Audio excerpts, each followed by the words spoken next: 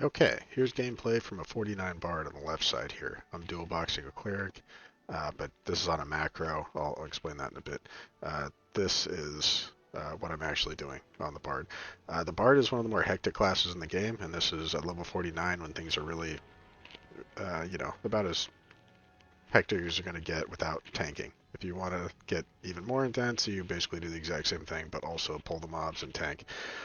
In this case, I was doing it at the beginning, but I was with a Wizzy and basically just holding them back by not letting them tank. But yeah, your main job is to replenish blue. You're a POW battery. And the cool thing about the Bard is they set it up so you actually kind of have to have some timing or at least keep the timing going, which makes it different than any other class in the game and in a very Bard-like way. So you see these two spells there? That is the level 40 and level 30 path. You're doing the same thing for the level 20 and level 30, and that's why it takes level 30 before the Bard really, becomes full Bard, where you're doing the real rotation. So, what the deal is with those abilities is each one of these lasts, I think, 45 seconds, but it has a recast that's double that. So, you have to sync them with a 2 cast time. So, one is running for 45 seconds, and then a second or so before that ends, you cast the second one. When the first one falls, the second one takes over right after it falls, picks up for the next 45 seconds, and you just repeat that cycle. So if you'll notice here, the next time it drops, see, I'm casting it before the first one drops, so you get that blank period before this one hits, and it gives you the maximum time of these things going together, so you have no downtime of this, really. You don't want to hit it too early, because then you're stacking this on top of the one previously without a little air gap. You need that little air gap. Um, it's kind of a trick of the mechanics of the game, where the server has a 6 second tick, right? And any heal or power ability like this, you add that tick. As soon as it starts, you get it. The 2 second cast. As soon as it lands, you get the value of 250 pow, whatever it is, right? And then on the 6 second tick, whether that's a second later or 5 seconds later, whenever that global tick happens, you get another 250, right?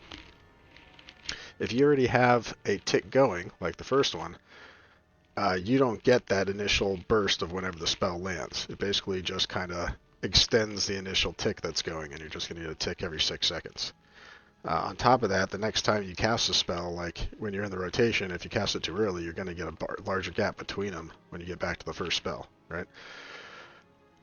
So really, you want a hair of an air gap, hit it, hair of an air gap, hit it, and just keep that cycle going. If you get out of sync a little bit, I do a 2 count. I just wait till for the first one drops, hit it, and then when the next one comes up, I give it like a 1/1000, 2/1000, hit the next one, and then this one will drop right as your spell lands. So it just kind of gets it right back in sync. But you notice again,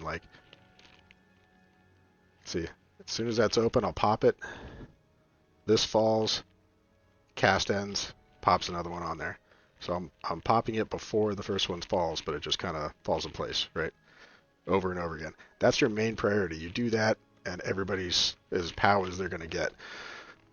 Everything else works around that. The other two things I'm keeping up is this is a stamina and char buff. My heals have a 30% char, which is the other thing I'm keeping up. And the POW has, I think, a 20%, maybe a 25%. So the extra 60 or so char I'm getting from this really helps. Also, I'm adding about 60 stamina. And, neither of us are maxed on stamina, so that gives us a lot of hit points as buffer, as long as I keep that going. Everything else is just damage abilities. I got the recast on these. I'm hitting as fast as possible. You see I'm having no POW troubles at all. And I'm even overcasting the expensive 2 buffs here just to make sure they're always up. And I'm still kind of not having any issues. The reason I'm not is because I'm max char on this, so I'm getting the maximum benefit for my own pot spells. So this guy here has 440 agility for being able to tank, 448 char for being able to maximize the POW given and the hit points given. You see I'm doing a tick of 208 on everybody. I have a little hot item for 3, so that's why mine says 211. But yeah, you can see it's, I'm working everything around, casting as many things as I can while keeping, as soon as one of these opens up, you hit it immediately. Everything else waits for it to keep your timing right. But yeah, that's about it. Oh, these pot spells have very good range, right? It's like 30 plus range. So the tank, this happens to be a Wizzy tank, uh, they're going, when they run away, I can pop this whenever it happens. It doesn't matter unless they're way out, maybe past this guy, then I wouldn't hit him with it. But anything in that range is fine. Uh, Whereas these two spells are much tighter range, right? They may be like a 10 or 15 kind of range, so you really want to be right next to them. So I tend to hit those one after the other right when they pull the mob back, so I know they're going to be right next to me when I cast both of them. Let me roll this back just a touch.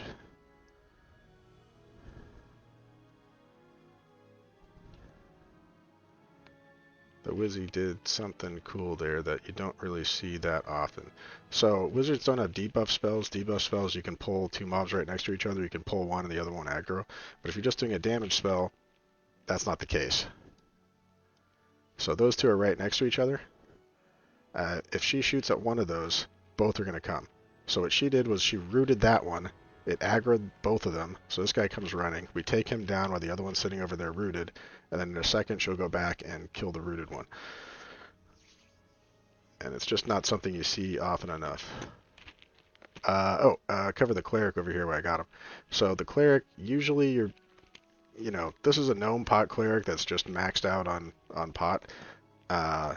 So normally even that, you'd be able to cast a stack, but mainly just keeping that tick up and casting like one stack. Because I'm just powering the hell out of the whole group, this one's able to have a full stack rotation. It could be a hair faster, but this is about as fast as your rotation is going to get. So this is like the 20, 30, and 40 stack. Yeah, so again, this works like the POW thing where it's just a consistent tick going up. And then, yeah, these are just the one-time stacks to fill in the gap. You see what I did here is I put the biggest stack right after the tick, because the tick's just going to be a constant thing. So this is going to be a big gap from like one stack that is, on top of the ongoing tick. Then it's going to have a long like 5 cast time for this tick, where it's not getting any stacks, and then I'm going to catch up with the big stack. And then, since I don't have enough stacks, I'm filling this with a dummy ability. You can do a blank ability there, but it's easier just to throw in some like attack ability that's going to say non-friendly target and just skip over it. And then it has a gap after the big stack, and then the two smaller stacks to kind of catch up again before it hits the time again for the tick. Yeah. So the macro actually is just down and ability button, and I just keep whoever it is targeted the whole time. Just down ability button, down ability button, down ability button, and it repeats every, I think, 160 frames. And it could be a little tighter than that. I think it can get down to 155, 150, and they would re-up before it goes down and tries to hit it again. But yeah, I think I have it set at 160, and it's working great. Yeah, that's about it. So I might do another video of tanking Bard, where it's a little harder to do the like 2-cast spell to pull things and keep the timing up with these two. But yeah, basically that's it. Oh, one more thing. When you're at low levels, before you get your pass spells, and even after you get the like 5-minute long POW buff, and it's much lower. It's like a 50 pot buff compared to these ones that are like 200, 250. So that if you're below 30 and you don't have 2 of these spells yet, you always keep that going, and then you pop this whenever it comes up to give you that boost of 200 pot, right? That's great, but as soon as you get 2 of these, you can fill the time with both of these, and if you keep that one up in the background, that long-running one, it's going to interfere. It's not going to give you that air gap, so it's not going to give you that kind of double tick when these land. So you're really just killing like 200 pot every time you cast one of these things. That initial tick just doesn't happen if you have that little tick running in the background. You're just going to get that 50, and then this is going to land, and the next 6-second tick is going to give you the 250. But you're not going to get that 250, 250 right when it lands, right? Okay, I hope that made sense. And yeah, it's a real fun class. It's good to try out.